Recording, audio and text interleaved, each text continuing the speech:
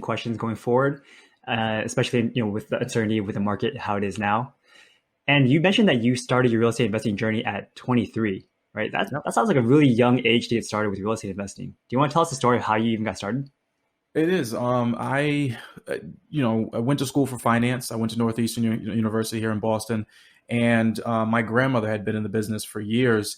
And when I got out of college, she was the one that kind of pushed me into buying that first multifamily. I wanted to just buy the condo. I wanted to have the easy lifestyle. I wanted to have, no maintenance, the swimming pool, the gym in the building. And she said, no, for the long term, look at buying something with multiple units in it. Look at buying something where somebody else is paying your mortgage. And I'm glad I listened to her. I bought that first one right out of college at 23. I remember negotiating the sales price, and my wife actually went to Northeastern as well. And I remember negotiating the deal in her dorm room. It's kind of funny. I didn't really take it seriously. Now I'm kind of looking back at it, years later. I'm kind of really kind of took it as a joke, but ended up landing the property. And it was sweet. It was one of the best things I ever did. One of the smartest things I ever did. Listening to her, learning from her experience. I think my mortgage at the time was roughly $2,500. I was collecting roughly $1,700. So I don't know, roughly 65% of my mortgage was being paid by somebody else.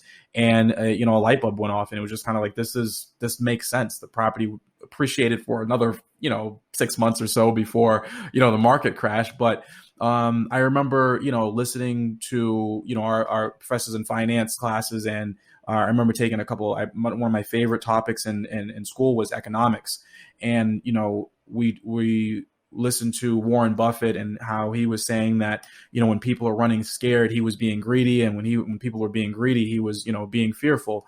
And I thought about that. I thought about that a lot. And that's what prompted me to go and make some moves in 2012, 2013, 2014, when people were still running away from the market. I was saying, hey, well, this same exact multifamily was going for 700 less than 2 years ago. Now it's selling for 5. We're going to make a recovery.